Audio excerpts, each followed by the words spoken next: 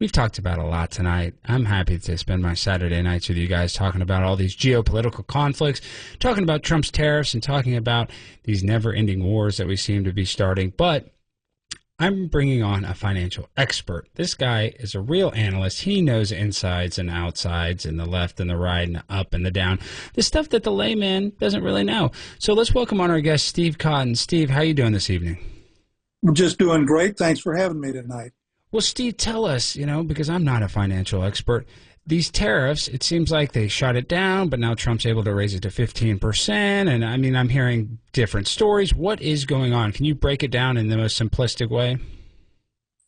Well, I'll try to do that. The administration announced its new tariff policy back last spring on the basis of the International Emergency Economic Act. And that was a very broad statute, but it didn't have the word tariff anywhere in it.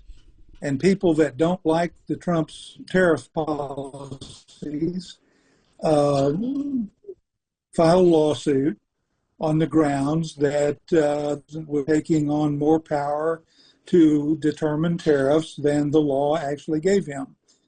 Actually, there are three other tariff and trade-related statutes that the administration is now looking to try to cobble together a response to this. But I think in the short run, what this basically does is it tosses all the balls up in the air and creates a tremendous amount of confusion for our trading partners, for exporters, for importers, for consumers, and Republicans in Congress. Well, how bad were we getting the short end of the stick earlier, before Trump started raising tariffs and started taxing people? How bad was America when it came to our business dealings? Like how much responsibility did we have when it came to all these tariffs?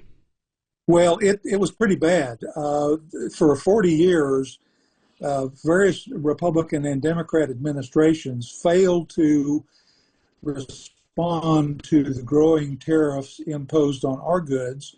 They failed to respond to the non-tariff barriers that other countries put as barriers to bringing in our products. For example, you don't have to just levy a tariff. You can just create regulations that mean you can't import, Ford, Chevrolet or trucks into Germany. And that's what a lot of these countries have done. They were egregious violators of the fair trade concept. And for many years, administrations of the right and the left failed to deal with it, and we lost huge industries. We lost critical medical services and pharmaceutical manufacturing bases. We lost a lot, and President Trump has tried to restore some semblance of fair trade by forcing our trading partners to lower their barriers. That's what this is really all about. Well, Steve, we talk about the American middle class and it's shrinking constantly. And I think a lot of that is because our dollar has just been so weakened. How do we fix it if we want to be able to have affordability when it comes to homes? I think that is the biggest problem, is that young people can't afford to buy a home. How can we fix that, Steve? Well, the main problem with housing, and as you know, real estate is local. The real estate markets are local markets. There's not a national real estate market. But the problem is we have underinvested in housing infrastructure for 30 years. Mm-hmm. We are behind the curve on providing affordable, reasonably sized homes that young people can afford. And that's a major problem that can't be fixed overnight. But the shortage of housing stock is problem one in a lot of real estate markets. Now, we got a problem in Dallas-Fort Worth because we've got a huge influx of people coming in from California and New York, fleeing these high tax, high regulatory states. And so that creates a greater demand for housing, even more than normal. So there's not a quick fix to that. 30-year mortgage rates are coming down. They have come down some. They need to come down some more.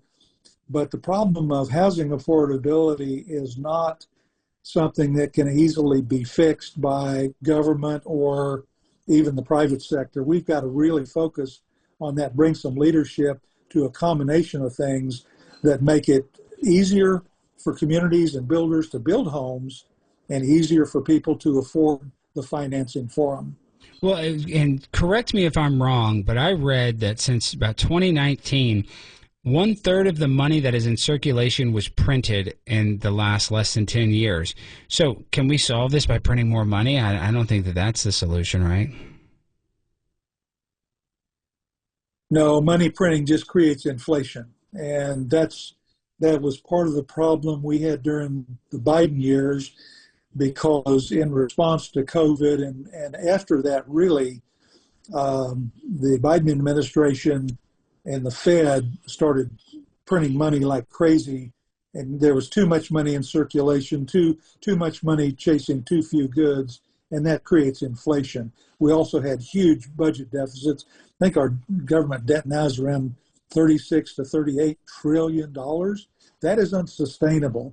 We have got to get back to some form of fiscal sanity, and it's going to be through a combination of things. But one of the parts of that was some of this tariff revenue that the Trump administration was bringing in. We were on track to bring in, really within the last year, about $600 to $800 billion in tariff revenues. We're on track to bring in $1 trillion. I don't know what this ruling is going to do, but I think the administration is going to try to find a workaround to continue pressure on our allies to trade fairly. Yeah, I know. I hope that happens. Now, last question I'm going to ask you. Mayor Johnson went to New York City and met with some people because they're trying to do what they call Y'all Street here in Dallas, Texas. Now, I like the idea of a second stock market, but does that really benefit the American people? Can you give us more insight about potentially having a stock market right here in Dallas, Texas? Well, it's going to be a great thing. It's going to be like having a third coast. You know, we've got Chicago Board of Trade, and we've got the New York Stock Exchange and the NASDAQ. But this is going to make Dallas front and center, even more of a global economic and financial center. And one of the things it's going to do is they are going to list companies on the Texas Stock Exchange that relocate to Texas. This is going to be a jobs magnet in Texas, in Dallas, in North Texas. And I think it's going to be superb. I think it's long overdue, and it's going to bring a focus on the Sun Belt and Dallas as a part of the Sun Belt that has been overdue for a long time. I think it's going to be a great thing.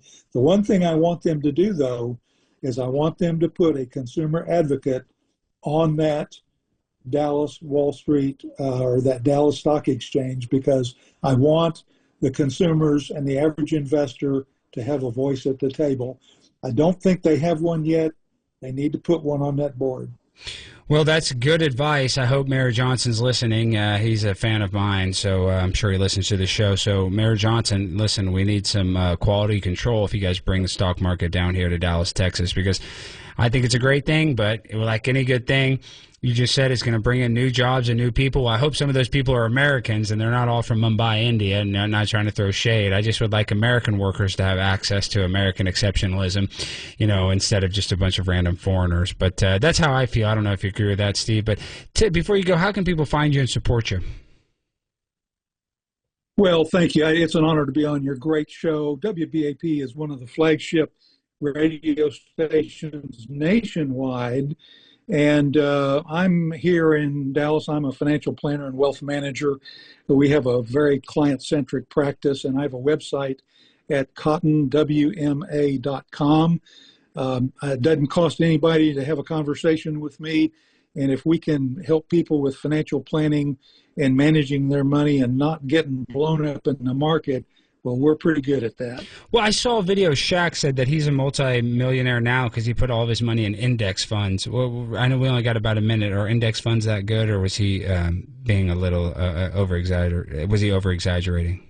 Well, I think that's very simplistic. I never try to provide financial advice Yeah. to thousands Radio of different listeners, I people get over it. the airwaves. But I guess you don't have to give us advice though. But was he being a little egregious by saying that, or do you think there was a little bit of truth in his statement?